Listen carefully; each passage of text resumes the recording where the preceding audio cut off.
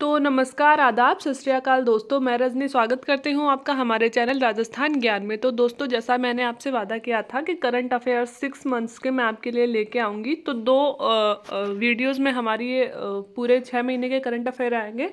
6 महीने से भी ज़्यादा, जुलाई से लेकर जनवरी 2021, जुलाई 2020 से लेकर जनवरी 2021 तक के करंट अफेयर, जनवरी में मैंने पूरी इसमें कंप्लीट कर ली है। तो इसकी जो भी बड़ी बड़ी खबर थी, ये सिर्फ राजस्थान की बात कर रही हूँ। नेशनल लेवल के हम अलग वीडियो बना लूँगी, मैं उसके लिए अलग ले आऊँगी। ये सिर्फ राजस्थान की बात कर रही हूँ क्योंकि राजस्थान हम नॉर्मली करंट बहुत कम पढ़ पाते हैं, और आने वाली जितनी भी एग्ज़ाम है, एसआई हो गई, चाहे फर्स्ट ग्रेड, सेकंड ग्रेड और थर्ड ग्रेड हो गया, इसके अलावा प्रोफेसर की एग्ज़ाम हो गई जो कॉलेज लेक्चरर की लगेगी, उसमें जो राजस्थान आएगा, उन सभी के लिए ये वीडियो बहुत उपयोगी रहने वाला है। जितने भी अपनी राजस्थान के एग्ज़ाम्स हैं उन सभी के लिए। तो बिना देरी किए शुरू करते हैं राजस्थान के करंट अफेयर। और इसमें मैंने थोड़ा सा मतलब इनोवेशंस में किया है। कुछ कुछ क्वेश्चंस के लिए मैंने कुछ कुछ जो फ़ोटोज़ भी लगाई है, ताकि हमें वो पर्सनैलिटी या फिर वो चीज़ थोड़ी सी ज़्यादा याद रह जाए। तो उम्मीद है आपको अच्छा लगेगा। तो बिना देरी किए शुरू करते हैं 6 महीने के करंट अफेयर, जून 2020 से जनवरी 2021 तक। सबसे बड़ी योजना दोस्तों ये आयुष्मान भारत, जो अभी लेटेस्ट लॉन्च हुई है। आयुष्मान भारत तो पहले से लॉन्च थी, इसकी जगह भारत राजस्थान में क्या लॉन्च की गई है, आयुष्मान भारत महात्मा गांधी राजस्थान स्वास्थ्य बीमा योजना। ये मैंने आपको करंट अफेयर्स के वीडियो में भी पढ़ाई थी, जो डेली की मैं लेके आती हूँ। सबसे पहले तो हमें इसका नाम ही याद रखना है, आयुष्मान भारत महात्मा गांधी राजस्थान स्वास्थ्य बीमा योजना। ये हमारा नाम है जो हमने आयुष्मान भारत की जगह लॉन्च करी है राजस्थान में। तो भारत सरकार की आयुष्मान भारत योजना की जगह राजस्थान में लागू की गई। अब सबसे पहले इसकी टैग लाइन हमें बहुत ज़रूरी है, क्योंकि हमने राजस्थान में कई बार देखा है पर्यटन विभाग की टैग लाइन हमसे आरएएस के एग्ज़ाम में भी पूछी गई थी, प्री में, और इसके अलावा भी कई एग्जामों में पूछी गई है।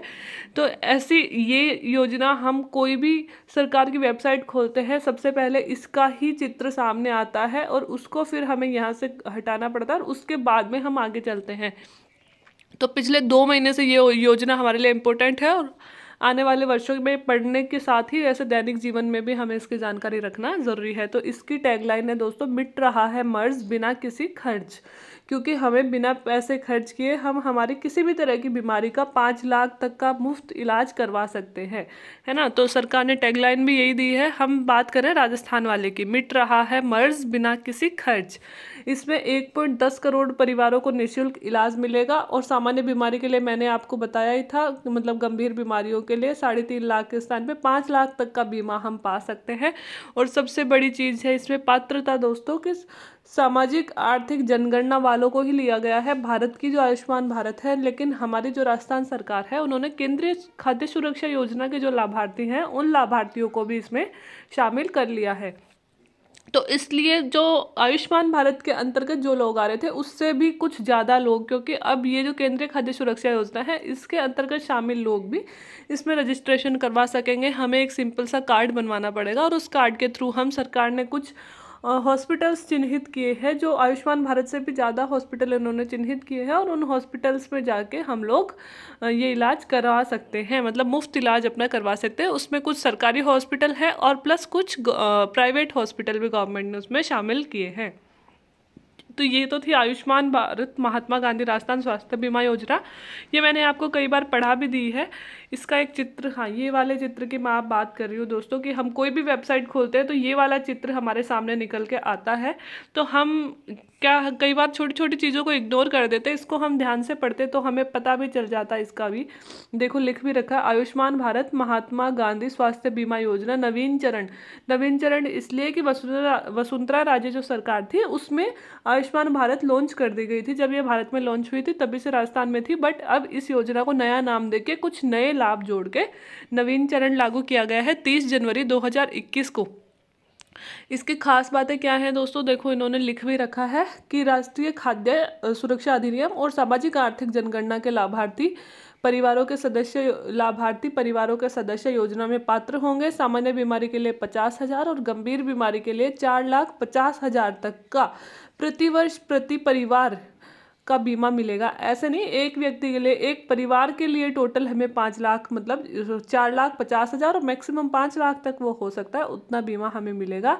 और योजना से जुड़े सरकारी और निजी अस्पतालों में निःशुल्क इलाज मिलेगा। अस्पताल में भर्ती से 5 दिन पहले और डिस्चार्ज के 15 दिन बाद तक के इलाज के पैकेज, भर्ती होने से 5 दिन पहले तक का पैसा और डिस्चार्ज होने के 15 दिन बाद तक का पैसा, जो भी खर्च होता है वो सभी सरकार हमें देगी।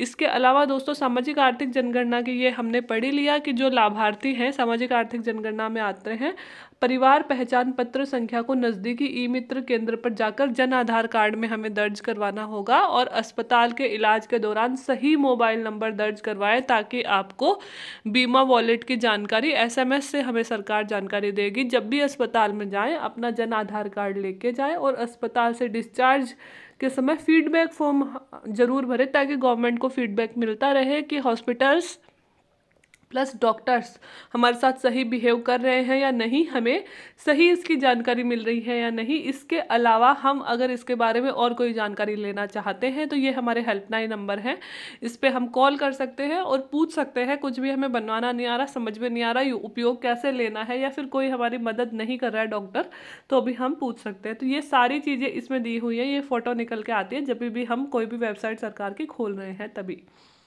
एक सक्षम 2021 करके एक अभियान चलाया हुआ योजना लॉन्च की गई है। ये क्या है? ईंधन की बचत हेतु भारत सरकार के पेट्रोलियम मिनिस्ट्री द्वारा चलाई जाने वाली एक स्कीम है। पेट्रोलियम मिनिस्ट्री जो है इंडियन गवर्नमेंट की, ना कि राजस्थान सरकार की, उसने चलाया था सक्षम अभियान। हमारे लिए इम्पोर्टेंट क्यों है? क्योंकि हम अभी राजस्थान में जनवरी में इस योजना को अपनाया गया है और राजस्थान में राज्यपाल द्वारा यह योजना शुरू की गई थी, इसलिए थोड़ी सी इंपॉर्टेंट हो जाती है। तो थोड़ा सा याद रख लेना सक्षम योजना किससे रिलेटेड है।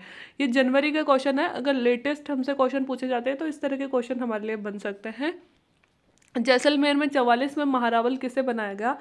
बहुत इंपॉर्टेंट क्वेश्चन तो नहीं है, महारावल जैसे क्वेश्चन तो हमसे क्या पूछेंगे, लेकिन एक क्वेश्चन बनता है, कभी कभार पेपर बहुत उल्टा पुल्टा आ जाता है तो आ ही जाते हैं। चैतन्य राज हमारे नहीं, जैसलमेर के 44वें महारावल बनाए गए हैं। ये वो फोटो है, आप देख सकते हैं जूम करके और भी ज़्यादा। हाँ, ये क्वेश्चन इंपॉर्टेंट है। इंडिया इनोवेशन इंडेक्स, ये लिखा हुआ है innovation index, India innovation index में राजस्थान का कौन सा स्थान है? तो ये हमारे लिए इंपॉर्टेंट हो जाता है। 12वां स्थान है दोस्तों राजस्थान का इंडिया इनोवेशन इंडेक्स में। कौन यह इंडेक्स जारी करता है? यह इंडेक्स जारी करता है नीति आयोग। बड़े राज्यों में कर्नाटक प्रथम है। देखो इसमें राज्यों की 2-3 कैटेगरी बना दी गई थी दोस्तों, एक बड़े राज्य, एक छोटे राज्य और एक नॉर्थ ईस्ट के और पहाड़ी राज्य जो है वो है ना, 3 तरह के राज्यों में बांट दिया गया था। तो अपना राजस्थान भी बड़े राज्यों में ही आता है, क्षेत्रफल की दृष्टि से बड़ा है ना अपना, उसी हिसाब से। तो बड़े राज्यों में कर्नाटक पहले है, सबसे ज़्यादा इनोवेशन कर्नाटक के लोग कर रहे हैं ना। और किन उत्तरी पूर्वी राज्यों में दोस्तों हिमाचल प्रदेश प्रथम है। उत्तरी पूर्वी जो ये नॉर्थ ईस्ट वाले स्टेट हो गए ना, ये वाले, जैसे इंडिया का ये नक्शा, ये तो बहुत ही अजीब बन गया, जैसे ये वाला नक्शा है, तो ये जो हमारे स्टेट है, ये जो हमारे स्टेट है ये उत्तरी पूर्वी में आएंगे। तो इनमें हिमाचल प्रदेश प्रथम है और एक केंद्र शासित प्रदेश अलग से बांटे गए हैं, उसमें दिल्ली प्रथम है। तो हमें सिर्फ बड़े राज्य याद कर लेना, इतने डीप तो फिर भी नहीं पूछे जाएंगे। इनोवेशन में सबसे ज़्यादा हमारे लिए ज़रूरी है कि राजस्थान की रैंकिंग क्या है। राजस्थान की 12वीं रैंकिंग है। और थोड़ा सा अगर प्रथम स्थान देखना चाहें तो कर्नाटक प्रथम स्थान पे, और किसके द्वारा जारी की जाती है ये याद कर लेना ज़रूरी है। तो नीति आयोग हमारा ये जारी करता है। राजस्थान अधीनस्थ बोर्ड का नया अध्यक्ष किसे बनाया गया? ये मैंने आपको डेली करंट अफेयर में भी पढ़ाया था, लेकिन हमारे राजस्थान में नई नियुक्ति हुई है तो हमारे लिए इम्पोर्टेंट हो जाता है। RSMSSB का अध्यक्ष जो मैंने बताया था किसे बनाया गया है, तो वो है हरिप्रसाद शर्मा जी को बनाया गया है। और पहले कौन थे? BL जाटावत साहब। इन्होंने खुद ने इस्तीफा दे दिया था क्योंकि बहुत सारे घोटालों के और मतलब बहुत सारी अनियमितताएं RSMSSB के एग्जाम्स में पाई गई थी, तो इस वजह से जाटावत जी ने इस्तीफा दिया और उसके बाद में हरिप्रसाद शर्मा नए अध्यक्ष बनाए गए हैं। एक क्वेश्चन, हाँ, मिस राजस्थान का खिताब अपना किसने जीता है? तो दोस्तों मिस राजस्थान हमारे लिए तो इम्पोर्टेंट है क्योंकि राजस्थान की है, तो खुशी आजवानी है। और ये आप उनकी फ़ोटो देख सकते हो, खुशी आजवानी जी की, इन्होंने मिस राजस्थान का खिताब जीता है। ठीक है। और अब ये मिस इंडिया में भी जा रही हैं और मिस इंडिया में भी ये न्यूज़ आई थी कि ये शायद टॉप 10 में पहुंच गई है या क्यों। तो उम्मीद करते हैं कि हमारी मिस राजस्थान मिस इंडिया बन के भी आएगी। बजरी खनन को कम करने के लिए राजस्थान सरकार की कौन सी नई नीति लॉन्च की गई है? मैन्युफैक्चरिंग सैंड नीति, एम सैंड नीति, जो हम पेपर में पढ़ रहे थे और मैंने करंट अफेयर्स में भी पढ़ाया था आपको। एम सैंड पॉलिसी लाई गई है। उद्देश्य क्या है? उद्देश्य है बजरी खनन को कम करना।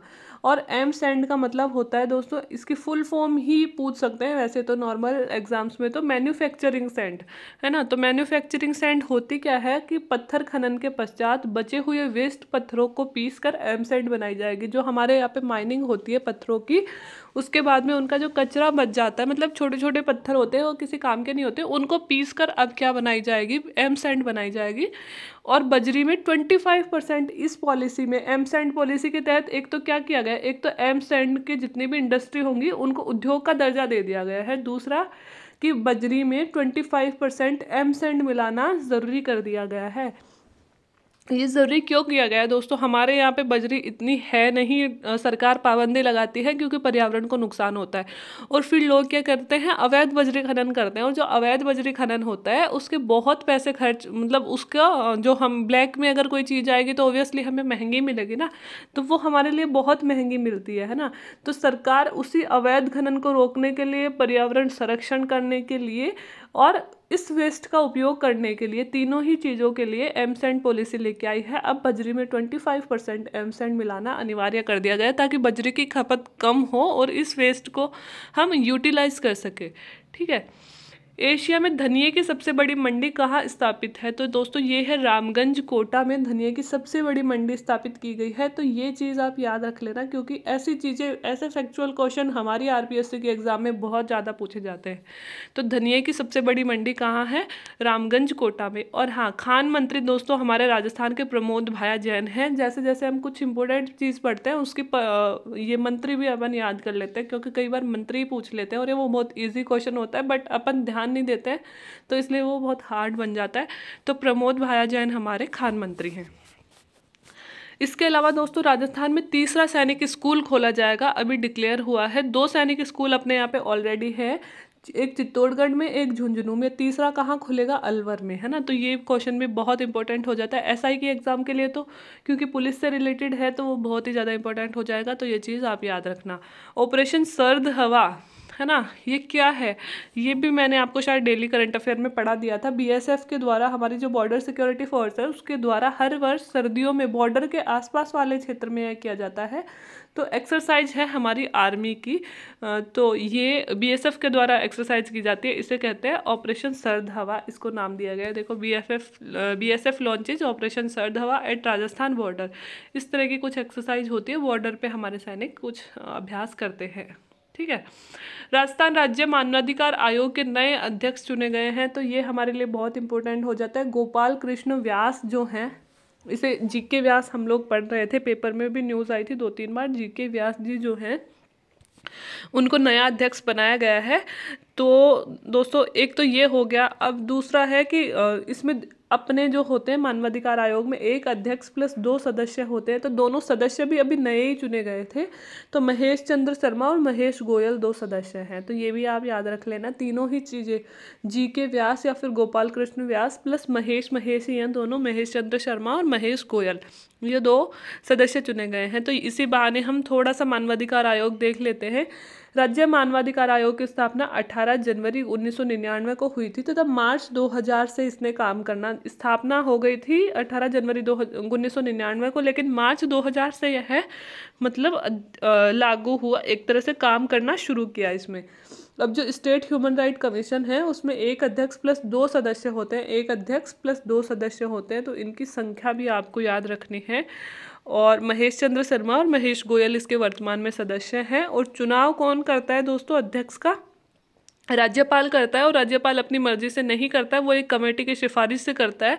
और उस कमेटी में कौन कौन होता है? उस कमेटी में होते हैं दोस्तों सीएम, मतलब हमारे जो राज्य के मुख्यमंत्री होंगे, प्लस विधानसभा में जो स्पीकर होंगे, प्लस होम मिनिस्टर विधानसभा के, हमारे जो गृह मंत्री होंगे, राज्य के गृह मंत्री और विपक्ष का नेता, ये 4 लोग होते हैं। इन 4 लोगों की एक कमेटी होती है, वो एक व्यक्ति का चुनाव करती है और वो राज्यपाल जिसे कहते हो, राज्यपाल उस व्यक्ति को अध्यक्ष पद पे नियुक्त कर देता है। तो मुख्यमंत्री, स्पीकर, गृह मंत्री और विपक्ष का नेता। ठीक है, सबसे डिफरेंट बात ये है 5 वर्ष प्लस 70 वर्ष, या तो मतलब कार्यकाल कितना होगा, 5 वर्ष करना होगा और 70 वर्ष की आयु तक कर सकता है वो। तो हमेशा अपन ने आरपीएससी में 62 वर्ष पढ़ा था, आरपीएससी के सदस्यों की आयु, मतलब पॉलिटिकल जब मैंने पढ़ाई थी। यूपीएससी में हम पढ़ते हैं तो 65 वर्ष होती है। ठीक है, और इधर और एक और है सूचना आयोग जो होता है ना अपना सीवीसी, उसमें 63 वर्ष होती है, वो भी बहुत अलग है ना। तो ये नॉर्मल है, ये नॉर्मल है, और ये डिफरेंट है। 70 वर्ष जो होती है स्टेट ह्यूमन राइट कमीशन में 70 वर्ष की आयु होती है। तो इसका थोड़ा सा लॉजिक भी लगा सकते हैं दोस्तों अपन कि देखो, सबसे पहले स्टेट ह्यूमन राइट कमीशन का अध्यक्ष होगा कौन, कौन बनते हैं मानवाधिकार आयोग के अध्यक्ष। तो मानवाधिकार आयोग का जो अध्यक्ष होता है वो chief justice of high court होता है, जो अपने हाई कोर्ट में चीफ जस्टिस रहा हो, मतलब मुख्य न्यायाधीश रहा हो।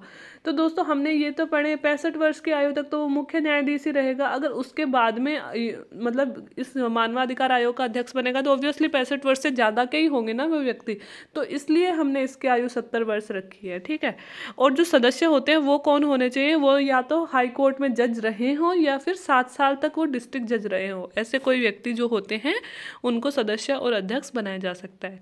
तो यहाँ पे ह्यूमन राइट कमीशन हमारा पूरा ही क्लियर हो जाता है। वेस्टर्न डेडिकेटेड फ्रेट कॉरिडोर मैंने आपको करंट अफेयर्स में बहुत अच्छे से पढ़ाया था, वेस्टर्न डेडिकेटेड फ्रेट कॉरिडोर। तो उसका बस यहाँ पे ये पढ़ेंगे, राजस्थान में रेवाड़ी से मदार तक 1.5 किलोमीटर लंबी दुनिया की पहली डबल डेकर कंटेनर ट्रेन चलाई गई है, जो मैंने बताया था अपना डीएमआई से जो आ रहा है, यूपी के दादरी से महाराष्ट्र के जवाहरलाल नेहरू पोर्ट तक एक राजमार्ग बनाया जा रहा है, और इसके चारों तरफ इंडस्ट्रीज लगाई जाएंगी। और ये राजमार्ग जो होगा इन इंडस्ट्रीज के लिए मतलब एक परिवहन पथ जो बन जाएगा इनके लिए, मतलब जल्दी सामान एक जगह से दूसरी जगह बसाने के लिए। तो इसी डीएमआईसी के तहत दोस्तों फ्रेट कॉरिडोर बनाए जा रहे हैं। और हमारा वेस्टर्न फ्रेट कॉरिडोर, इसके कई हिस्से होंगे, तो वेस्टर्न वाला फ्रेट कॉरिडोर तैयार हो गया है बनके, रेवाड़ी से मदार तक इसकी दूरी है, और 1.5 किलोमीटर लंबी एक ट्रेन चलाई गई है जो दुनिया की सबसे पहली डबल डेकर, डबल डेकर का मतलब 2 मंजिल वाली, एक के ऊपर एक, तो यहाँ भी सामान होगा यहाँ भी सामान होगा। तो आप सोचिए वो कितना सामान लेके जा सकेगी, डबल डेकर ट्रेन चलाई गई है। ठीक है, न्यू रेवाड़ी व मदार खंड हरियाणा और राजस्थान में पड़ते हैं। न्यू रेवाड़ी तो पड़ेगा दोस्तों हरियाणा में और मदार पड़ेगा राजस्थान में। ठीक है, ये यहाँ पड़ते दोनों स्टेशन। और इस कॉरिडोर में 9 मालवाहक गलियारा स्टेशन और 3 जंक्शन।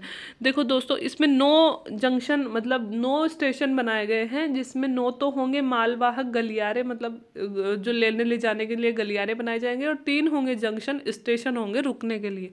ठीक है, कॉरिडोर का इस्तेमाल सिर्फ सामान की ढुलाई के लिए ही होगा, यहाँ पे सिर्फ सामान की ढुलाई के लिए ही इस रास्ते का उपयोग किया जाएगा, और 100 किलोमीटर की रफ्तार से यहाँ पे ट्रेन चल सकेगी। तो मतलब इसका काम है दोस्तों द्रुत गति से सामान को एक जगह से दूसरी जगह पहुँचाना। ये राजस्थान में प्लस जहाँ से भी ये कॉरिडोर निकल रहा है वो पूरा डिटेल में मैंने आपको करंट अफेयर्स में पढ़ाया था।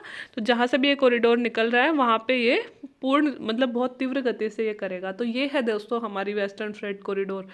देखो ये यहाँ तो इसका जैसे मुंह है पूरा, ये देखो ये डबल डेकर ट्रेन है ना, इसमें ऐसे सामान भरा होगा इनमें पूरा, और ये सामान को लाने ले जाने का काम करेगी। तो ये हमारी पढ़ सकते हैं आपके हमारे कौन कौन से जंक्शंस इसमें लिए गए हैं। ठीक है, आगे चलते हैं। राजस्थान में कितने व्यक्तियों को पद्मश्री मिला है? इस साल का सबसे इम्पोर्टेंट क्वेश्चन हमारे लिए यही बनता है दोस्तों। तीनों पर्सनैलिटी बहुत इंपॉर्टेंट है, तीनों को याद रखिएगा, क्योंकि ये एग्जाम में क्वेश्चन आना ही आना है। चाहे कोई भी करंट अफेयर कोई भी एग्जाम हो, करंट अफेयर्स के क्वेश्चन आएंगे तो इनमें से क्वेश्चन बनेगा ही। तो सबसे पहले मैंने करंट उधर डेली में भी 2 बार इस क्वेश्चन को कवर कर लिया, आज तीसरा है हमारा। लाखा खान है जो कला के क्षेत्र में इन्हें मिला है, और लाखा खान करते हैं क्या है, मांगणियार गायकी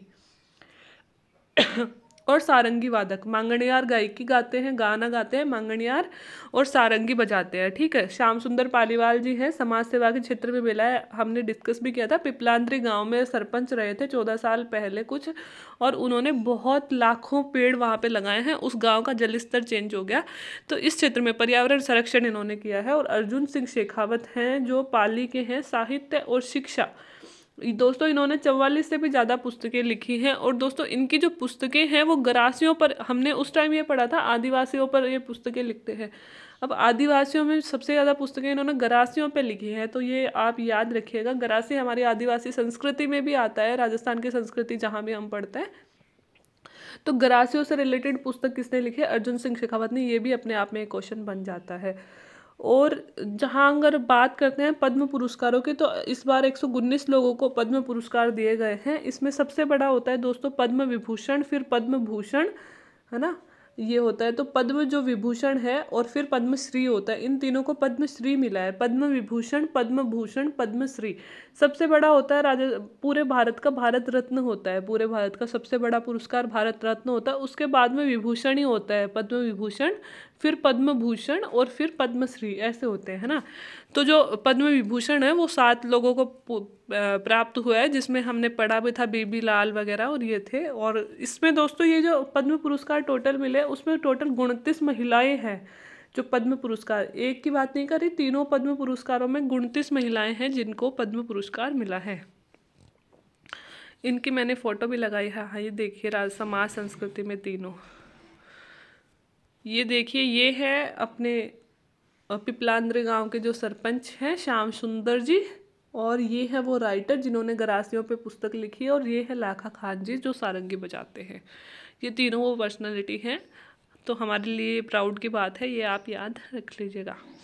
राजस्थान की पुलिस एकेडमी जयपुर को भारत में कौन सा स्थान प्राप्त हुआ है? तो जितनी भी एसआई वगैरह की और पुलिस की कांस्टेबल की जितनी भी एग्जाम्स होते हैं उसमें ऐसे क्वेश्चन बनेंगे ही, क्योंकि पुलिस एकेडमी को पुरस्कार प्राप्त हुआ है। तो राजस्थान पुलिस एकेडमी को दोस्तों भारत में पहला पुरस्कार प्राप्त हुआ है जिसने बहुत अच्छा काम किया है, इसलिए हमारे लिए इम्पोर्टेंट हो जाता है।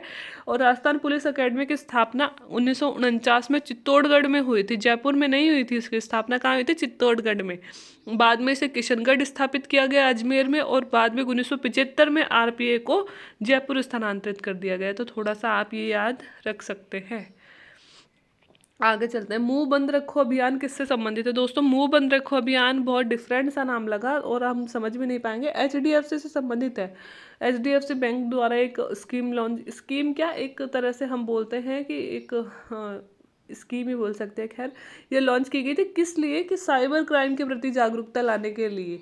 जैसे कि नहीं होता कि बहुत सारे सोशल मीडिया पे चलती रहती हैं ऐसी छोटी छोटी सी स्कीम्स की किसी चीज़ का प्रसार करना हो, किसी चीज़ के लिए जागरूकता लानी हो, वैसे ही एक सोशल मीडिया का एक अभियान था ये, जिसमें साइबर क्राइम के प्रति जागरूकता लाने के लिए कि मुंह बंद रखो का मतलब है कि बैंक कभी भी आपसे आपके पर्सनल जो भी इंफॉर्मेशन है ये बैंक नहीं पूछता है। तो कोई भी बैंक के बहाने आपको फ़ोन करता है तो आप अपनी पर्सनल इंफॉर्मेशन उन्हें मत दीजिए। इसलिए ये कह रहे हैं मुंह बंद रखो, क्योंकि आजकल जो साइबर फ्रॉड हो रहे हैं, बैंकों से पैसे निकलवाना, हम आपके इस बैंक से बात कर रहे हैं, हम आपका एटीएम रिन्यू कर रहे हैं, बैंक अकाउंट रिन्यू कर रहे हैं, आप अपना एटीएम नंबर बताइए, पिन बताइए, ओटीपी आए हैं वो बताइए, तो ये सब करके इतनी ठगी की जा रही है। इन सब चीज़ों के लिए जागरूकता लाने के लिए एचडीएफसी बैंक के द्वारा मुंह बंद रखो अभियान लॉन्च किया गया था।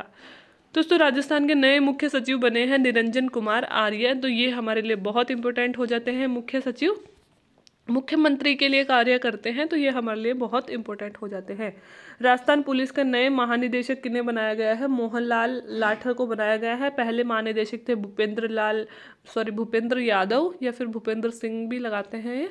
इन्हें आरपीएससी का चेयरमैन बना दिया गया है, तो इन्होंने महानिदेशक डीजीपी पद से रिटायरमेंट का इस्तीफा दे दिया था और ये आरपीएससी के चेयरमैन बन चुके हैं भूपेंद्र यादव। और भूपेंद्र यादव का पद किसने संभाला है? मोहनलाल लाठर ने। तो डीजीपी बहुत बड़ी पोस्ट होती है, तो हमारे लिए याद रखना इंपॉर्टेंट है।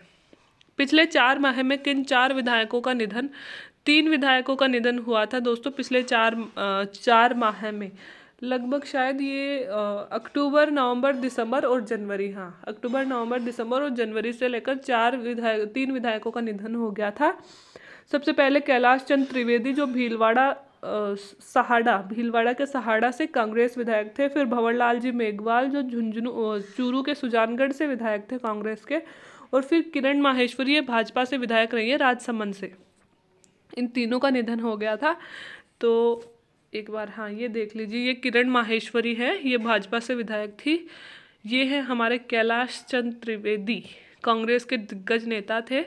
और ये हैं भंवरलाल जी मेघवाल, ये भी कांग्रेस के नेता थे। इन तीनों का निधन हो गया है।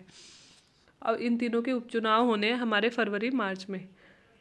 राजस्थान सरकार द्वारा खेल को प्रोत्साहन देने के लिए क्या प्रयास किए गए हैं? यहाँ पे लिखा हुआ है खेल को प्रोत्साहन देने के लिए।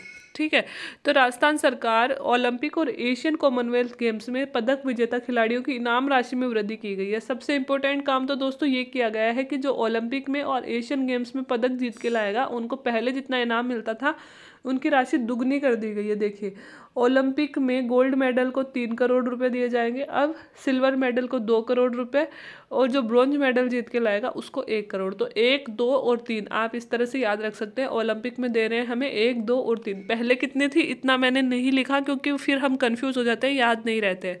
अब कितनी मिल रही है हम ये याद रखेंगे, 1 करोड़, 2 करोड़, 3 करोड़। ठीक है, और जो एशियन और कॉमनवेल्थ के गेम्स में पदक जीत के लाता है उनको दे रहे हैं 30 लाख, 60 लाख, 1 करोड़। ब्रॉन्ज लाएगा 30 लाख, सिल्वर लाएगा 60 लाख और गोल्ड लाएगा 1 लाख। तो 30, 60 और 1, है ना, ये इनमें दे रहे हैं। ठीक है, और एक और चीज़, सरकारी नौकरियों में खिलाड़ियों को 2% का आरक्षण दे दिया गया है। जो हमारे जितने भी प्लेयर्स होते हैं, स्टेट लेवल के जितने भी प्लेयर होंगे उनको स्पेशल 2% का आरक्षण दिया जाएगा सरकारी नौकरियों में, ताकि कोई ये नहीं कहे कि खेलने से करियर नहीं बनता है। खेल के साथ ही सरकार सरकारी नौकरी भी देगी जिससे लोग खेल में ज़्यादा जाएं। 2% का आरक्षण लेने के लिए हम फिजिकली मेहनत भी करेंगे कि यार थोड़ा सा, मतलब जो कॉलेज लेवल पे भी अपने गेम्स में अच्छा होगा ना, उन भी खिलाड़ियों को इस आरक्षण का फ़ायदा मिलेगा। तो नौकरी लेने के लिए भी हम खेलेंगे, तो इससे भी हमारे राज्य में खेल भावना उत्पन्न होगी। और इसके साथ ही एक और चीज़ कर दी गई है, out of turn appointment to sports medal winners नियम 2020। दोस्तों, आउट ऑफ टर्न जाकर स्पोर्ट्स में जो भी मेडल जीत के आ रहे हैं हमारे पुराने खिलाड़ी, उनको बड़े पदों पर नियुक्तियां दी जाएंगी, डायरेक्ट नियुक्तियां दी जाएंगी उनको, और वो भी ऑफिसर रैंक की नियुक्तियां दी जाएंगी। तो 3 चीज़ें सरकार ने करी हैं, इनाम राशि में वृद्धि कर दी है, प्लस 2% का आरक्षण दे दिया है, प्लस आउट ऑफ टर्न नौकरी दी जा रही है उनको, है ना। स्पोर्ट्स मेडल विनर जो भी हैं उनको स्पेशल ऑफिसर पदों पे नौकरियां दी जा रही है। तो ये 3 चीज़ें हमारी सरकार ने करी हैं ताकि हम कॉमनवेल्थ गेम, एशियन गेम्स और ओलंपिक गेम्स में अपने पदक जीत पाएँ और अपनी खेल भावना को सुधार पाएँ। स्वाति राठौड़ का संबंध किससे है? क्वेश्चन फिर से आ गया, पहले भी मैंने कईयों बार आपको पढ़ाया है। स्वाति राठौड़ जी भारतीय वायुसेना में फ्लाइट लेफ्टिनेंट हैं दोस्तों, प्लेन उड़ाती हैं। इन्होंने गणतंत्र दिवस पर राजपथ में आयोजित होने वाली फ्लाई पोस्ट का नेतृत्व किया था। फ्लाई पोस्ट वो होती है जो एरोप्लेन अपनी करतब दिखाते हैं ना, वो वाली फ्लाई पोस्ट होती है। तो इसका नेतृत्व कैसे किया था? ये 3 प्लेन है, जैसे मैंने इसी तरह से बनाया भी है, जैसे ये 3 प्लेन ऐसे नहीं होता इसमें, 1 मिनट, ये 3 प्लेन है, इसमें से जैसे हरे रंग का धुआं निकलने, इसमें से रेड रंग का, जो हमारे केसरिया रंग का झंडे का रंग निकल रहा है और इसमें धुआं निकल रही है, और इसमें से ग्रीन कलर का निकल रहा है और इसमें से वाइट कलर का निकल रहा है। तो सबसे आगे कौन सी प्लेन है? ये वाली प्लेन है। तो ये तीनों क्या कर रही हैं? ये तीनों फ्लाई पोस्ट कर रहे हैं और इसका नेतृत्व ये वाला प्लेन कर रहा है। तो इस प्लेन में स्वाति राठौड़ जी बैठी हुई थी। तो इस तरह से उन्होंने फ्लाई पोस्ट का नेतृत्व किया था, और वो ऐसी पहली महिला थी जो गणतंत्र दिवस की परेड में फ्लाई पोस्ट का नेतृत्व कर रही हैं। और हमारे लिए घमंड की बात ये थी कि वो हमारे राजस्थान के नागौर जिले की निवासी थी, स्वाति राठौड़। और ये है मिस या मिसेज जो भी है, स्वाति राठौड़, जिन्होंने नेतृत्व किया था हमारी फ्लाई पोस्ट का। ठीक है, अंगदाता स्मारक बनाया गया है दोस्तों। अंगदाता स्मारक 27 नवंबर कहाँ है, क्यों बनाया गया है? 27 नवंबर 2020 को जयपुर में बनाया गया है। ठीक है, सीएम के द्वारा, जो हमारा सेंट्रल पार्क है जयपुर में, उसके जस्ट पास में ही है। सीएम के द्वारा इसका उद्घाटन किया गया था, मुख्यमंत्री के द्वारा। इसमें किया क्या गया है, 2015 से अब तक के सभी अंगदाताओं के नाम उकेरे गए हैं। एक मूर्तियां बनाई गई है और उसमें 2015 से अब तक जितने भी अंगदाता रहे हैं, जिन्होंने भी अपने अंग डोनेट किए हैं, उन सबके नाम, मतलब स्मृति चिन्ह उनके बनाए गए हैं। और अगर हम बात करें राजस्थान की, तो अंगदान में राजस्थान का दूसरा स्थान है। ठीक है, अंगदान करने में। तो ये 1 मिनट, ये है हमारा वो अंगदाता स्मारक, जो सेंट्रल पार्क के बगल में ही है। आप देख भी सकते हो, कभी सेंट्रल पार्क जा रहे हो जयपुर में तो। ठीक है, आगे चलते हैं। ये बनाया क्यों गया है? ये डोनेशन मतलब ऑर्गन डोनेशन को प्रमोट करने के लिए कि लोग और ज़्यादा डोनेशन करें, कि एक मरता हुआ व्यक्ति, ब्रेन डेड व्यक्ति कितने लोगों को जिंदगियां दे सकता है, तो उस चीज़ के लिए ये बनाया गया है। संविधान पार्क क्या है दोस्तों? संविधान पार्क 26 नवंबर 1949 को, इस दिन हम संविधान दिवस जो बनाते हैं, उसी दिन मोहनलाल सुखाड़िया विश्वविद्यालय जो उदयपुर में है उसमें संविधान पार्क बनाया गया है। तो कहाँ बनाया गया ये चीज़ अपन याद रख सकते हैं।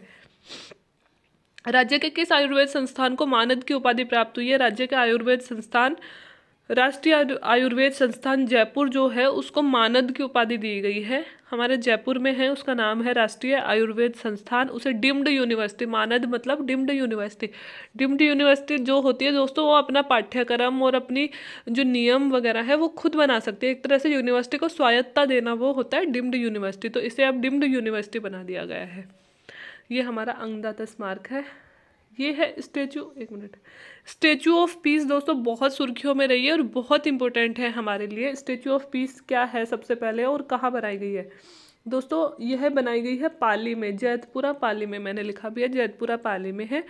और ये जैन आचार्य थे विजय वल्लभ सुरीश्वर, ठीक है, विजय वल्लभ सुरीश्वर, उसकी उनकी 151वीं जयंती थी। उनकी याद में उन्होंने पूरे विश्व को शांति का पाठ पढ़ाया था, मतलब शांति के दूत की तरह वो जिए थे। तो उनकी याद में यह बनाया गया है स्टेचू ऑफ पीस। उनकी 151 इंच की धातु की प्रतिमा बनाई गई है और उसका अनावरण करने के लिए खुद मुख्यमंत्री महोदय पाली में आए थे। तो ये बहुत इंपॉर्टेंट है। 151 इंच ऊंची प्रतिमा है, किसकी याद में बनाई गई है? जैन आचार्य विजय वल्लभ सुरीश्वर महाराज की। कहाँ बनाई गई है? जैतपुरा पाली में बनाई गई है। और क्यों बनाई गई है? उन्होंने शांति का पाठ पढ़ाया था। ये मुझे इसकी क्लियर फोटो मिली नहीं, तो ये आप थोड़ा सा देख सकते हो। धातु की उनकी मूर्ति बनाई गई है, ठीक है। राज्य लोक सेवा आयोग के नए अध्यक्ष, जैसा मैंने आपको उधर भी बताया, जो हमारे पूर्व डीजीपी थे, भूपेंद्र सिंह भी बोलते हैं, भूपेंद्र यादव भी बोलते हैं, दोनों ही अपन बोल सकते हैं। उनको हमारे आरपीएससी का नया अध्यक्ष बना दिया गया। आरपीएससी में 1 अध्यक्ष और 7 सदस्य होते हैं और राज्यपाल द्वारा इनकी नियुक्ति की जाती है। इनकी आयु अगर देखते हैं तो 6 वर्ष या फिर 62 वर्ष की आयु तक। और अगर अपन, ये तो है आरपीएससी राजस्थान लोक सेवा आयोग, अगर अपन यूपीएससी देखेंगे केंद्रीय लोक सेवा आयोग जो है, उसमें 65 वर्ष होती है दोस्तों, 6 या 65, ठीक है। और इधर होती है 62। अब उसमें 65 क्यों होती है दोस्तों? क्योंकि इसके कई सदस्य यहाँ रिटायर्ड होकर दोबारा नहीं बन सकते, लेकिन यहाँ के कई सदस्य यूपीएससी में जा सकते हैं, तो इसलिए उधर की 65 थोड़ी सी रखी गई है। और ये एक चीज़ और इम्पोर्टेंट हो जाती है दोस्तों, डीजीपी जो इस पद के अध्यक्ष बने हैं, ये 6वें नंबर के ऐसे डीजीपी हैं जो आरपीएससी के अध्यक्ष बने हैं। इससे पहले भी 5 डीजीपी ऐसे हुए हैं जो आरपीएससी का अध्यक्ष बन चुके हैं। नाम मैंने इसलिए नहीं लिखा कि मुझे सच में मुझे ही नहीं याद होते इतने नाम, तो फिर मैं आपको कैसे याद करवाऊँ। इतनी डीप चीज़ें याद नहीं होती। अब पेपर बनाने वाला ये ठान के ही बैठा है कि मैं आंसर सही नहीं करने दूंगा, तो फिर अपन कुछ नहीं कर सकते। लेकिन जितना नॉलेज लेना चाहिए अपन ले रहे हैं, उतना मैं प्रयास कर रही हूँ। एक बार वो शायद मैंने डाले हैं उनकी फ़ोटोज़, हाँ ये देखिए, ये हैं डॉक्टर भूपेंद्र सिंह जो ऊपर ही ऊपर वाले हैं। और इसके अलावा ये जो 7 सदस्य हैं वो ये हैं, जो शिव सिंह राठौड़ है एक सदस्य, एक है श्रीमती राजकुमारी गुज्जर, एक है रामूराम रायका, एक है डॉक्टर संगीता आर्य, और ये जो है ये हैं श्री सावंत सिंह राठी, सरवण सिंह राठी हैं या सावंत, जो भी है मुझे इतना नहीं पता है। और एक है श्री बाबूलाल जी कटारा और एक है डॉक्टर मंजू शर्मा, ठीक है। तो ये हमारे आरपीएससी के 7 सदस्य हैं। सदस्यों के नाम हमें याद रखना इतना ज़रूरी नहीं है, लेकिन अध्यक्ष का नाम तो हमें याद रखना ही है, ठीक है। अब महात्मा गांधी राष्ट्रीय अंतर्राष्ट्रीय पुरस्कार किसे दिया गया है? महात्मा गांधी राष्ट्रीय अंतर्राष्ट्रीय पुरस्कार दोस्तों गुलाब कोठारी को दिया गया है, जो हमारे राजस्थान पत्रिका अखबार आता है उसके संपादक हैं। तो इसलिए हमारे लिए इम्पोर्टेंट हो जाता है कि अंतर्राष्ट्रीय पुरस्कार है जो किसी भी व्यक्ति, अंतर्राष्ट्रीय स्तर पर किसी भी व्यक्ति को दिया जा सकता है, तो वो गुलाब सिंह कोठारी को मिला है, तो इम्पोर्टेंट हो जाता है। राजस्थान सरकार द्वारा पहला राजस्व दिवस कब बनाया गया? ये मैंने आपको करंट अफेयर में भी पढ़ाया था और मैं लिटरली बता रही हूँ, ये अपने लिए बहुत इंपॉर्टेंट है और इस बार एग्जाम में किसी ना किसी रूप में ये क्वेश्चन पूछा जाना है, क्योंकि पहली बार कोई नया दिवस घोषित किया और राजस्व दिवस तो सरकार के लिए इम्पोर्टेंट होता भी है। तो 15 अक्टूबर 2020 को पहला राजस्व दिवस बनाया गया है और हर वर्ष 15 अक्टूबर को राजस्व दिवस बनाया जाएगा। और अब हुआ क्या था 15 अक्टूबर को? 15 अक्टूबर 1955 को राजस्थान काश्तकारी अधिनियम 1955 लागू किया था 15 अक्टूबर के दिन। तो इसी डेट को याद रखने के लिए इसी दिन को राजस्व दिवस घोषित किया गया है। इसके साथ ही दोस्तों ये जो राजस्व दिवस 2020 घोषित किया गया है, इसमें किया क्या गया है, हमारे राजस्व में जितनी भी चीज़ें हैं उनको ऑनलाइन बनाया गया है। जैसे अभी भू रूपांतरण करवाना हो, है ना, ये सब चीज़ें जितने भी हम पटवारी और राजस्व विभाग की सहायता से करते हैं उन सबको ऑनलाइन करने की कोशिश की जा रही है। बहुत सारी ग्राम पंचायत और तहसीलें ऐसी हैं जिसमें इन्हें पूर्णतया ऑनलाइन कर दिया गया है और आने वाले 1-2 वर्षों में पूरे राजस्थान में राजस्व की सारी चीज़ें ऑनलाइन कर दी जाएंगी। ठीक है, आगे चलते हैं। राजस्थान के नए मुख्य सूचना आयुक्त हैं दोस्तों DB गुप्ता, लेकिन इनका पूरा नाम मैंने इसलिए लिखा है कि बहुत बार हमें फंसाने की कोशिश की जाती है, इनका पूरा नाम हमें नहीं पता होता है। तो देवेंद्र भूषण गुप्ता है, तो हम पूरा नाम ही याद करेंगे क्योंकि कई बार ये पूछ लेते हैं। DB गुप्ता हम सबको पता है, लेकिन वो दे देंगे देवभूषण गुप्ता या फिर देव भानु गुप्ता, देवेंद्र भूषण गुप्ता, हम कंफ्यूज हो जाते हैं, इसलिए यही नाम पढ़ के हम चलेंगे। और प्रथम मुख्य सूचना आयुक्त कौन थे? MD कोरानी हमारे प्रथम मुख्य सूचना आयुक्त थे राजस्थान के, और अब है देवेंद्र भूषण गुप्ता। ये हैं जैनाचार्य सूरीश्वर महाराज और ये हैं भूपेंद्र सिंह। ठीक है, CVC के बारे में 2-3 बातें, क्योंकि इनकी उम्र मैंने आपको बोली थी 3 वर्ष और 65 वर्ष नहीं है, यहाँ पे 63 वर्ष है दोस्तों। शायद मैंने गलत लिख दिया है, एक बार फिर भी आप कंफर्म कर लेना, है ना, कि मैं भी शायद मैं ये चीज़ गलत हूँ। अगर ये गलत है 65 वर्ष, जहाँ तक मुझे याद आ रहा है 63 वर्ष है, मैंने गलती से लिख दिया। अगर 65 वर्ष है तो ठीक है, और अगर 63 है तो प्लीज़ नीचे कमेंट बॉक्स में आप बता दीजिएगा, मैं अगले वीडियो में सुधार कर दूँगी, मैं भी देख लूँगी और आप भी चेक कर लेना। इसके अलावा दोस्तों हमारा जो सूचना आयुक्त होते हैं उसमें एक मुख्य सूचना आयुक्त होता है और 2 अन्य सूचना आयुक्त होते हैं, 3 होते हैं उसमें। जैसे कि RPSC में 7 सदस्य होते हैं ना, यहाँ पे 2 सदस्य होते हैं, एक मुख्य सूचना आयुक्त प्लस 2 अन्य सूचना आयुक्त, टोटल मिलाकर 3 होते हैं। RPSC में टोटल मिलाकर 8 होते हैं। ठीक है, और मानवाधिकार में भी टोटल 3 ही थे, 1 + 2, है ना, ऐसे ही थे ना। तो जो 2 अन्य सूचना आयुक्त हैं वो भी नए ही नियुक्त हुए हैं, ये भी आपको याद रखना है। नारायण बारेठ और शीतल धनखड़, ये दोनों भी आपको याद रखे हैं, दोनों इम्पोर्टेंट हैं अपने लिए। और राज्य सूचना आयुक्त की स्थापना दोस्तों 18 अप्रैल 2006 में हुई थी, जब RTI लागू हुआ था। हमें जो सूचना का अधिकार 2005 में मिला था, तो हमने मतलब सूचना का अधिकार हम मांगेंगे किससे? इसके लिए राज्य सूचना आयोग की स्थापना की गई, और ये राज्य सूचना आयोग हर विभाग में एक सूचना मतलब सूचना अधिकार प्राप्त करने के लिए एक अधिकारी को बिठाता है, उससे हम RTI दायर करके ऑनलाइन सूचना मांग सकते हैं किसी भी विभाग की। महाजन पुलिस स्टेशन क्यों सुर्खियों में है दोस्तों? इसलिए सुर्खियों में है कि एक सेकंड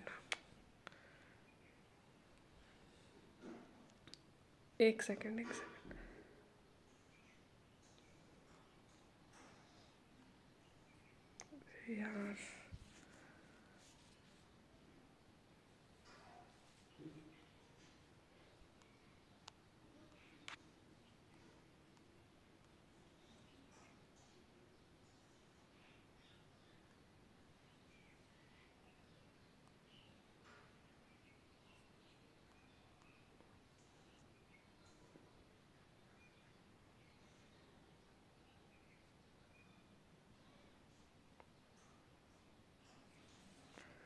सॉरी दोस्तों, वो बीच में हैंग ही हो गया था, फ़ोन काम ही नहीं कर रहा था। थोड़ा सा और बचा है, कंप्लीट ही कर देती हूँ मैं एक बार।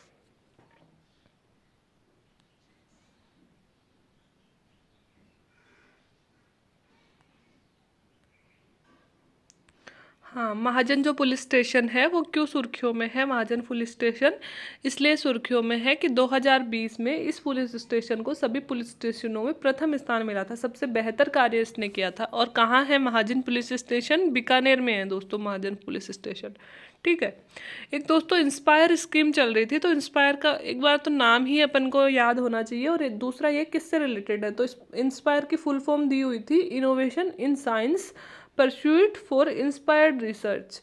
Innovation in science pursuit for inspired research केंद्र सरकार की एक स्कीम थी, और राजस्थान राज्य को इस स्कीम में भारत में प्रथम पुरस्कार प्राप्त हुआ था। ये जो इंस्पायर स्कीम चलाई थी दोस्तों, ये इसलिए चलाई गई थी साइंस टेक के क्षेत्र में इनोवेशंस को बढ़ावा देने के लिए केंद्र सरकार ने चलाई थी स्कीम, और इसमें राजस्थान को प्रथम पुरस्कार मिला है कि राजस्थान के बच्चों ने सबसे ज़्यादा इनोवेशन करके दिखाया है। तो ये हमारे लिए गर्व की बात है, इसलिए इंस्पायर स्कीम हमारे लिए इम्पोर्टेंट हो जाती है। सबसे प्रदूषित शहर की बात करें, राजस्थान का सबसे प्रदूषित शहर तो वो है दोस्तों भिवाड़ी, अलवर।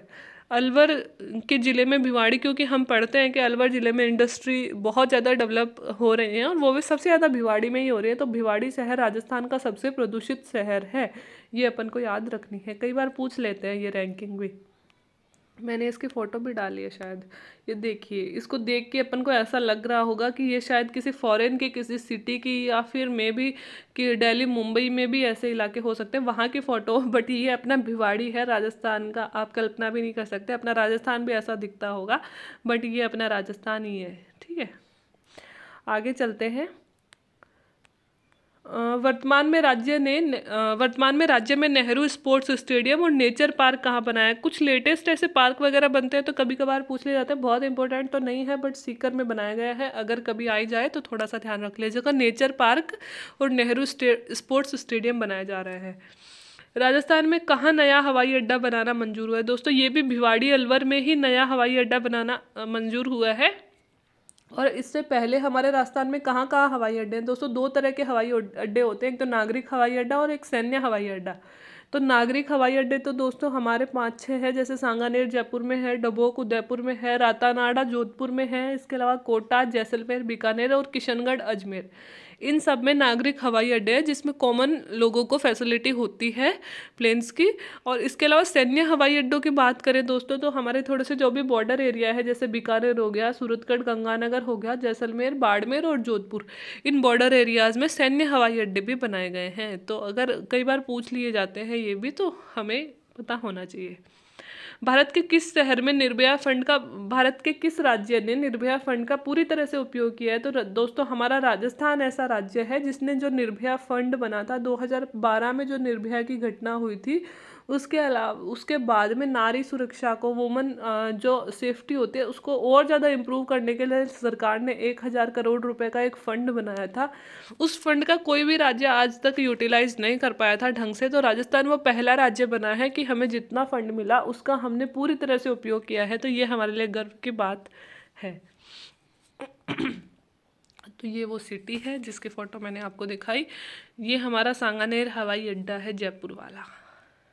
तो बस एक पेज और रह गया, ये भी जल्दी से देख लेते हैं। राजस्थान में दोस्तों यूरेनियम के विस्तृत भंडार प्राप्त हुए। तो ये कहाँ प्राप्त हुए? सीकर में प्राप्त हुए। और सीकर में भी दो जगह, खंडेला और रॉयल सुहागपुरा, 2 स्थान है जहाँ पर यूरेनियम के वृहद भंडार मिले हैं। बहुत बड़ी संख्या में यूरेनियम यहाँ से प्राप्त हुआ है। पूरा काम सही दाम टैगलाइन किससे संबंधित है? दोस्तों राजस्थान में ही मनरेगा के सफल क्रियान्वयन हेतु चलाई गई एक योजना है। जैसे कि हमारे यहाँ पे मनरेगा के कार्य दिवस बढ़ाए गए थे। 100 दिन के कार्य दिवस की रोजगार की गारंटी हमें मनरेगा के तहत दी जाती है। इसको बढ़ाकर 120 दिन हमारी राज्य सरकार ने किया था, ताकि प्रवासी मजदूरों को और हमारे आने वाले मजदूरों को थोड़ा ज़्यादा रोजगार हम दे सके। तो इसी के लिए सरकार ने एक स्कीम चलाई थी, पूरा काम सही दाम। ठीक है। और नरेगा की स्थापना दोस्तों, नरेगा प्रारंभ किया गया था 2 फरवरी 2006 को। तब तो ये पायलट प्रोजेक्ट के रूप में कुछ राज्यों में चलाया गया था। 1 अप्रैल 2006 को इसे पूरे देश में लागू कर दिया गया और 2009 से इसका नाम मनरेगा कर दिया गया। पहले इसका नाम था नरेगा और अब इसका नाम कर दिया गया था 2009 से, 2 अक्टूबर 2009 से किया गया था मनरेगा। तो मनरेगा की फुल फॉर्म आप सबको पता ही होगा, Mahatma Gandhi national rural employment guarantee act 2005। ठीक है। और 100 दिन के रोजगार की गारंटी थी पहले, और कोरोना में इसे 150 दिन बढ़ा दिया गया है। और प्रतिदिन की मजदूरी कितनी दी जाती है अपने यहाँ पे? 220 रुपये की मजदूरी दी जाती है। एक मजदूर को 220 रुपये पर डे के हमारे यहाँ पे दिए जाते हैं। राजस्थान के किस शहर में चार्जिंग स्टेशन लगाए जाएंगे? तो दोस्तों जयपुर हमारा पहला स्टेशन बनेगा जहाँ पे चार्जिंग स्टेशन लगाए जाएंगे। जो ई व्हीकल पॉलिसी गवर्नमेंट ला रही है उसके तहत जयपुर पहला राज्य बनेगा जहाँ पे चार्जिंग स्टेशन विकसित किए जाएंगे, ताकि पेट्रोल की जगह हम गाड़ी को चार्ज करके चला सके। और यह फेम 2.0 योजना के तहत रील और EESL के द्वारा किया जाएगा। रील की फुल फॉर्म है राजस्थान इलेक्ट्रॉनिक्स इंस्ट्रूमेंटेशन लिमिटेड। 1981 में रील की स्थापना हुई थी। और एनर्जी इफिशियंसी सर्विस लिमिटेड। 2009 में इसकी स्थापना हुई थी, EESL। इन दोनों संस्थाओं के द्वारा जो फेम योजना गवर्नमेंट की चल रही है दोस्तों, ये फेम योजना ई व्हीकल को बढ़ावा देने के लिए केंद्र सरकार की योजना है। इसके तहत इन दोनों संस्थाओं के द्वारा मिलकर हमारे राजस्थान के जयपुर शहर में सबसे पहले चार्जिंग स्टेशन सब लगाए जाने लगे हैं। राजस्थान सरकार के महिला और बाल विकास विभाग, स्कूल शिक्षा विभाग तथा ग्राम शिक्षा विभाग ने राज्य में खाद्य असुरक्षा को कम करने के लिए किस अंतर्राष्ट्रीय संस्था के साथ समझौता किया है? सबसे पहले तो ये तीनों नाम मैंने इसलिए लिखे हैं कि ये तीनों विभाग इससे जुड़े हुए हैं। अब किस संस्था से हमने खाद्य सुरक्षा के लिए एक समझौता किया है, वो है विश्व खाद्य संस्था, ठीक है, वर्ल्ड फूड ऑर्गेनाइजेशन है ना। इसके तहत हमने किया है, वर्ल्ड फूड प्रोग्राम है, वैसे ऑर्गेनाइजेशन है, इसको वर्ल्ड फूड प्रोग्राम भी बोलते हैं। ये इम्पोर्टेंट क्यों है? ये इम्पोर्टेंट इसलिए है कि एक तो यूनाइटेड नेशंस मतलब संयुक्त राष्ट्र संघ की एक संस्था है, UNO की, और ये ही वो संस्था है जिसको 2020 में शांति का नोबेल पुरस्कार प्राप्त हुआ है। तो इसलिए इम्पोर्टेंट है क्योंकि इस संस्था के साथ हमने अभी समझौता किया है राजस्थान सरकार ने, तो इसलिए इम्पोर्टेंट है कि इसको इस बार का नोबेल मिला था। 1961 में WFP वर्ल्ड फूड प्रोग्राम की स्थापना हुई थी और रोम में इसका हेडक्वार्टर है। तो दोनों चीज़ें आप याद रख सकते हो। उचित मूल्य की दुकानों पर महिलाओं को 30% आरक्षण देने वाला राज्य कौन सा है? राजस्थान है दोस्तों। उचित मूल्य के राशन की जो भी दुकानें होती हैं, अब उसमें 30% ऐसी दुकानें होंगी जिस पर सिर्फ महिलाएं बैठेंगी, ये महिलाओं के लिए ये सीट्स अवेलेबल होगी। 33% नहीं है, 30% है, कभी 33 मत कर देना, थोड़ा सा ध्यान से पढ़ना है ना। 30% आरक्षण दिया जा रहा है। राजस्थान में पहली बार राजस्थान सरकार ने मिलावट को कम करने के लिए या फिर उसकी सही जानकारी देने के लिए किस व्यक्ति को कितनी इनाम राशि दी जाएगी? दोस्तों ये है 75,000 रुपये राशि दी जाएगी। ये 75,000 लिखा हुआ है यहाँ पे, 75,000 और सॉरी 51,000 रुपये है। ये 51,000 रुपये की राशि दी जाएगी। ये किसको दी जाएगी? ये उस व्यक्ति को दी जाएगी कि कोई व्यक्ति सरकार को ये सूचना देता है कि उक्त दुकान में मावे में या दूध में या किसी भी मिठाई में इस चीज़ की मिलावट हो रही है, नकली मिठाई बन रही है, तो उस चीज़ की जो सूचना देगा ऐसे व्यक्ति को 51,000 रुपये की राशि, लेकिन ये ज़रूरी है कि उसके द्वारा दी गई सूचना सही होनी चाहिए, नकली नहीं होनी चाहिए, है ना। उसको 51,000 रुपये की राशि दी जाएगी। ये हमारी सरकार इसलिए कर रही है कि हम लोगों को अच्छा खाना मिल सके, पौष्टिक खाना मिल सके। हम जो भी मिठाइयाँ वगैरह या जो भी चीज़ें हम बाज़ार से खरीद के लाते हैं वो मिलावटी ना हो, है ना। तो इस चीज़ के लिए ये की जा रही है। तो दोस्तों ये था आज का वीडियो। बहुत देर, कितनी देर हो गई? 45 या 46 मिनट्स हो गई, तो बहुत लंबा हो गया। बाकी जो लगभग 3-4 महीने के कवर हो गए, 2-3 महीने के और बच रहे हैं, वो नेक्स्ट वीडियो में मैं आपके साथ कवर कर लूँगी। तो उम्मीद है आपको अच्छा लगा होगा। कुछ माइनर वगैरह मिस्टेक वगैरह कुछ हो गई हो तो नीचे कमेंट बॉक्स में कमेंट कर देना, मैं सही कर दूँगी। वैसे मैंने अपनी तरफ से 100 कोशिश मैं यही करती हूँ कि कुछ भी मिस्टेक ना हो, मैं किसी को गलत नहीं पढ़ाऊँ, चाहे कम पढ़ा दूँ लेकिन गलत नहीं पढ़ाऊँ। और ये करंट अफेयर्स PDF मैं नीचे लिंक में दे दूँगी डिस्क्रिप्शन में, आप देख सकते हैं, लिख सकते हैं, वीडियो को 2-3 बार देख के याद कर सकते हैं। आने वाले एग्जाम्स के लिए इम्पोर्टेंट रहेगा। तो वीडियो देखने के लिए थैंक यू वेरी मच।